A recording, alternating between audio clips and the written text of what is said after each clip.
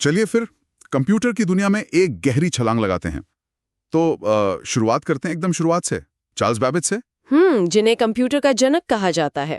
पर उन्होंने जो सोचा था वो आज के कंप्यूटर जैसा तो बिल्कुल नहीं था, है ना? नहीं, बिल्कुल नहीं। 1837 में उनका एनालिटिकल इंजन, तो आप समझिए भाप से चलने वाली एक मैकेनिकल मशीन का सपना था।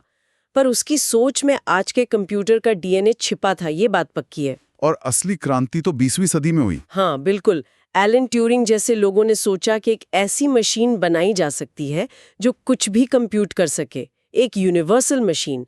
और जॉन वॉन न्यूमैन ने वो आर्किटेक्चर दिया जिस पर आज भी लगभग सारे कंप्यूटर चलते हैं। कौन सा आर्किटेक्चर? मतलब मेमोरी में प्रोग्राम और डेटा दोनों को एक साथ रखने का आइडिया।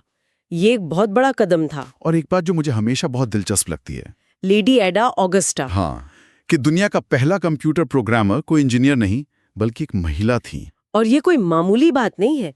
उस दौर में प्रोग्रामिंग को एक तरह से महिलाओं का काम माना जाता था, जैसे कोई सेक्रेटरी बस निर्देश टाइप कर रही हो। अच्छा। हाँ, किसी को अंदाजा ही नहीं था कि ये कोड लिखना भविष्य में दुनिया की सबसे ताकतवर स्किल्स में से एक बन जाएगा। और भारत में भी ये सफर जल्दी शुरू हो गया था, है ना? बिल्कुल।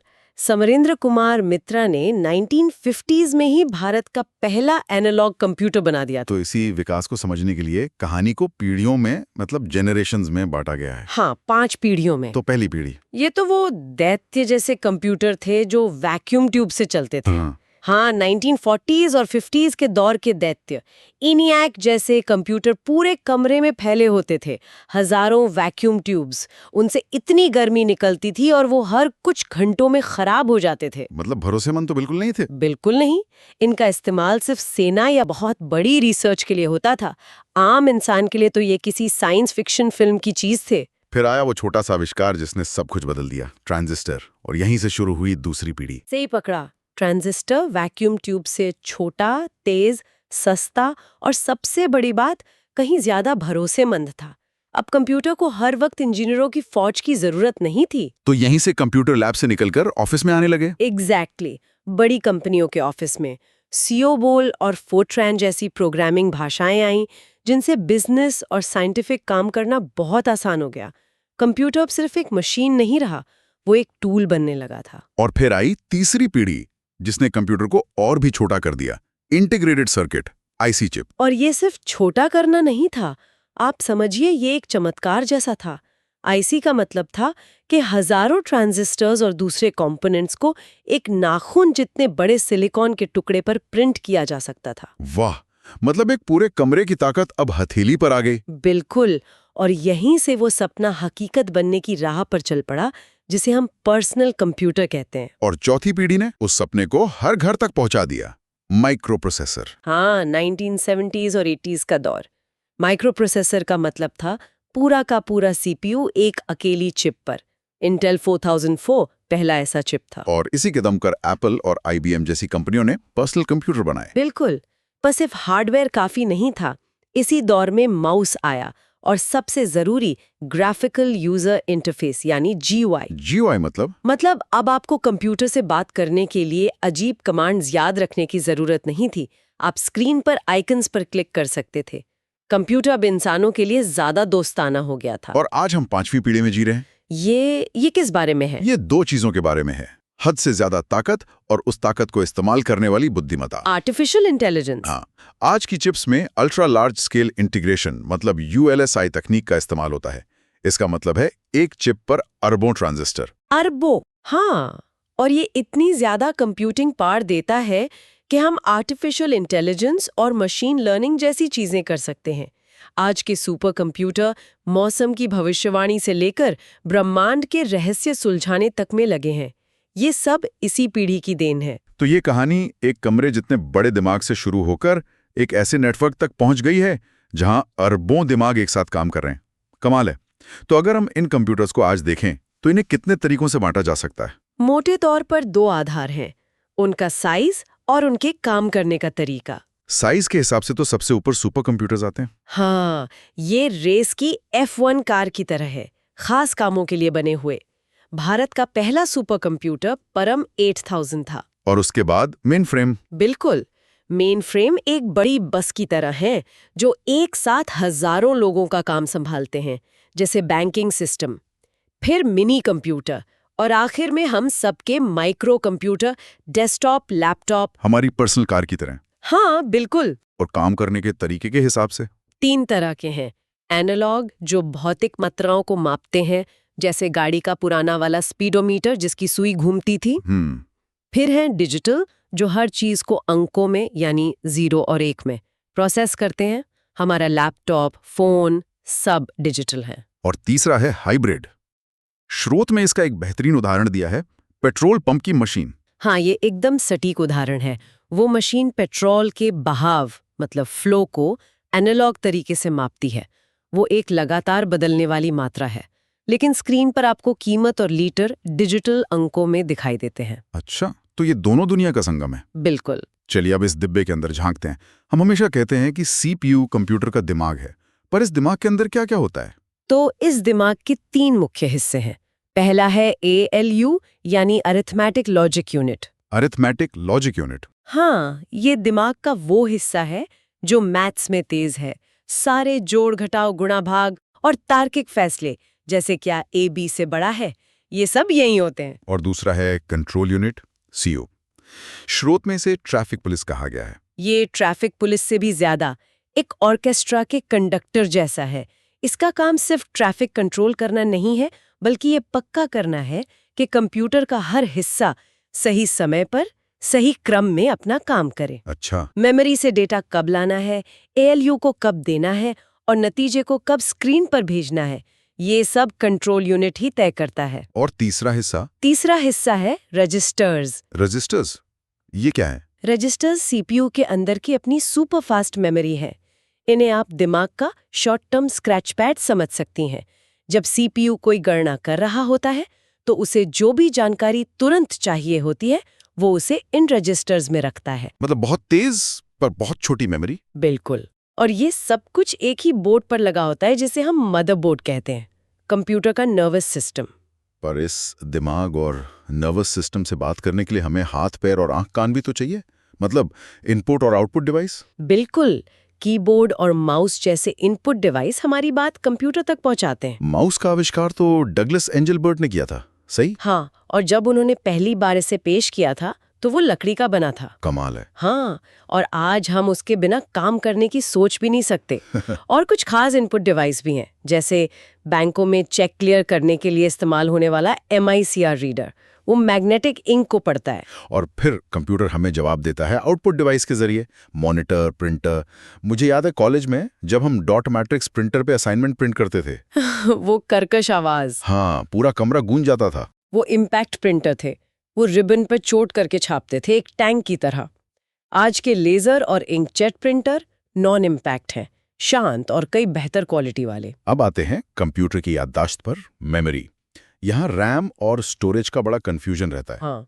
स्रोत में इसे डेस्क और फाइलिंग कैबिनेट के उदाहरण से समझाया गया है, और वो सबसे अच्छा तरीका है इसे समझने का। कैसे? रैम यानी रैंडम एक्सेस मेमोरी आपके काम करने की डेस्क है। जब आप कोई प्रोग्राम खोलते हैं तो कंप्यूटर उसे हार्ड डिस्क से उठाकर रैम पर रख देता है ताकि उस तक तेजी से पहुंचा जा सके। डेस्क जितनी बड़ी होगी, मतलब जितनी ज्यादा रैम होगी, आप एक साथ उतने ही ज्यादा काम आराम से कर पाएंगे। लेकिन जैसे ही बिजली जाती है, डेस्क साफ हो जाती है। रैम वॉलेटाइल है, मतलब अस्थाई। बिल्कुल। यही पर मेरा एक सवाल है, अगर रैम बिजली जाते ही सब कुछ भूल जाती है, तो फिर कंप्यूटर को दोबारा चालू होने पर ये कैसे याद रहता है कि उसे करना क्या है? वो तो बिल्कुल ब्लैंक हो जाना चाहिए। बहुत अच्छा सवाल है, और यहीं पर रोम यानी रीड ओनली मेमोरी अपना काम करती है। रोम? हाँ, ये कंप्यूटर की पक्की याददाश्त है जिसमें निर्माता ने वो जरूरी निर्देश डाल दिए हैं जो कभी नहीं बदलते। इसी रोम के अंदर एक छोटा सा प्रोग्राम होता है जिसे बायोस कहते हैं, बेसिक इनपुट आउटपुट सिस्टम। तो बायोस ही वो पहली चीज है जो कंप्यूटर चालू होने पर चलती है? एग्जैक्टली। जैसे ही आप पावर बटन दबाते हैं, बायोस जाग जाता है। उसका काम है कंप्यूटर के सारे हार्डवेयर को चेक करना, कीबोर्ड, माउस, हार्ड डिस्क सब ठीक से जुड़े हैं या नहीं, और फिर ऑपरेटिंग सिस्टम को हार्ड डिस्क से ढूंढकर रैम में लोड कर देना। और एक बार ऑपरेटिंग सिस्टम चालू हो गया, फिर बायोस का काम खत्म। बिल्कुल। तो रोम और बायोस वो गुमनाम हीरो हैं जिनके बिना हमारा कंप्यूटर शुरू भी नहीं हो सकता। ये तो हुई हार्डवेयर की बात, मतलब कंप्यूटर का शरीर। लेकिन बिना सॉफ्टवेयर के ये शरीर बस एक बेजान डिब्बा है। सॉफ्टवेयर ही इसकी आत्मा है। बिल्कुल। और इस आत्मा के भी 2 स्तर हैं। सबसे बुनियादी स्तर पर है सिस्टम सॉफ्टवेयर, जिसमें सबसे जरूरी है हमारा ऑपरेटिंग सिस्टम ओएस, जैसे विंडोज, मैक ओएस या लिनक्स। इसे आप एक शहर का इंफ्रास्ट्रक्चर समझ सकते हैं। सड़कें, बिजली, पानी की लाइनें। हाँ, ये बहुत अच्छा उदाहरण है। ये वो मंच तैयार करता है जिस पर बाकी सारे काम हो सकते हैं, और उस मंच पर काम करने वाले कलाकार हैं एप्लीकेशन सॉफ्टवेयर। जैसे हमारा वेब ब्राउजर, वर्ड प्रोसेसर या कोई गेम। सही। ये वो इमारतें, दुकानें और गाड़ियां हैं जो उस शहर के इंफ्रास्ट्रक्चर का इस्तेमाल करके अपना खास काम करती हैं। बिना ओएस के ये एप्लीकेशन चल ही नहीं सकते। और ये सारे सॉफ्टवेयर बनाने के लिए प्रोग्रामिंग भाषाओं का इस्तेमाल होता है। स्रोत में कंपाइलर और इंटरप्रेटर का जिक्र है। ये क्या करते हैं? देखिए, हम प्रोग्राम लिखते हैं हाई लेवल भाषाओं में, जैसे पाइथन या जावा। ये इंसानी भाषा के करीब होती हैं, लेकिन कंप्यूटर सिर्फ 0 और 1 की भाषा समझता है, मशीन कोड। तो हमें एक अनुवादक की जरूरत पड़ती है। हाँ, ये 2 तरह के होते हैं, कंपाइलर और इंटरप्रेटर। कंपाइलर एक ऐसे अनुवादक की तरह है जो आपकी पूरी किताब का एक साथ अनुवाद करके एक नई किताब बना देता है, जबकि इंटरप्रेटर एक लाइव ट्रांसलेटर की तरह है जो एक एक लाइन का अनुवाद साथ साथ करता चलता है। इसी सॉफ्टवेयर की दुनिया में एक बहुत ही खूबसूरत कॉन्सेप्ट है ओपन सोर्स, जैसे लिनक्स, जिसका मतलब है कि उसका कोड सबके लिए खुला है। पर मेरा सवाल यह है कि अगर कोड सबके लिए खुला है तो क्या इससे सुरक्षा का खतरा नहीं बढ़ जाता?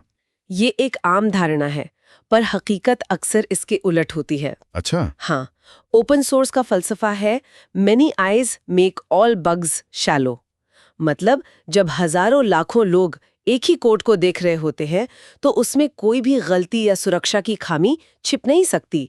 कोई न कोई उसे पकड़ ही लेता है। मतलब ये ज्यादा सुरक्षित हो सकता है? हाँ, कई बार ये एक कम्युनिटी द्वारा बनाया गया और जांचा परखा सॉफ्टवेयर होता है जो इसे ज्यादा सुरक्षित और पारदर्शी बना देता है। तो सॉफ्टवेयर ने हार्डवेयर को जान दी और फिर नेटवर्कों ने इन जिंदा मशीनों को एक दूसरे से बात करना सिखाया, और इन नेटवर्कों के नेटवर्क को आज हम इंटरनेट कहते हैं। इंटरनेट की कहानी भी बड़ी दिलचस्प है। इसकी शुरुआत 1969 में आरपानेट से हुई, जो अमेरिकी सेना का एक प्रोजेक्ट था। उनका मकसद क्या था? उनका मकसद था एक ऐसा कम्युनिकेशन नेटवर्क बनाना जो परमाणु हमले की स्थिति में भी काम करता रहे। मतलब एक ऐसा नेटवर्क जिसका कोई एक सेंट्रल स्विच ना हो, जिसे दबाकर पूरे नेटवर्क को बंद किया जा सके। बिल्कुल।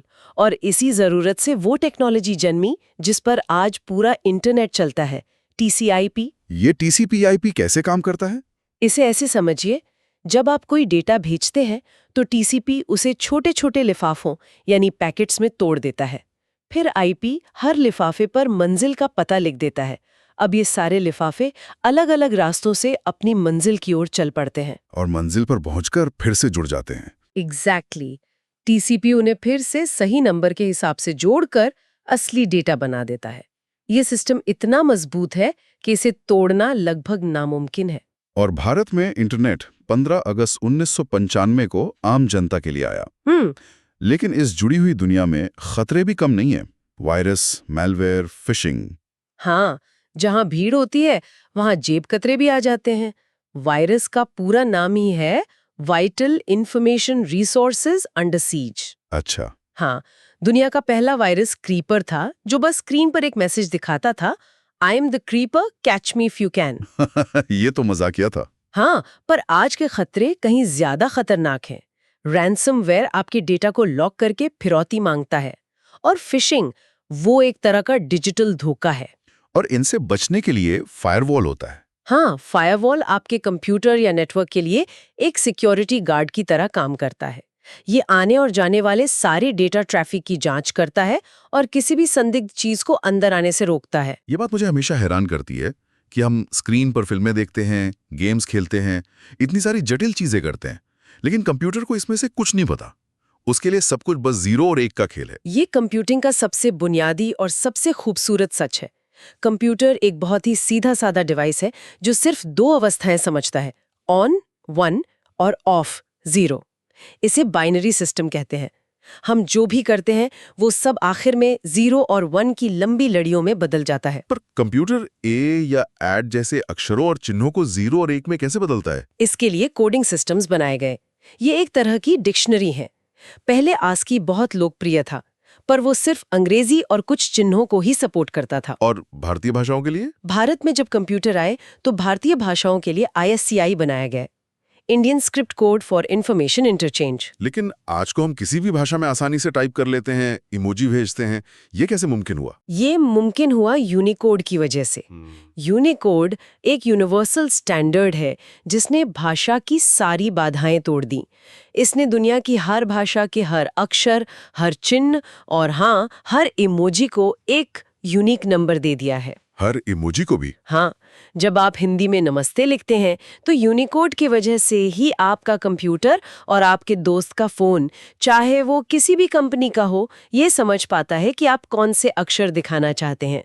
यूनिकोड ने इंटरनेट को सच में ग्लोबल बनाया है। तो एक कमरे जितने बड़े कैलकुलेटर से लेकर हमारी जेब में मौजूद सुपर कंप्यूटर तक और फिर पूरी दुनिया को जोड़ने वाले इंटरनेट तक, ये सफर वाकई कमाल का है।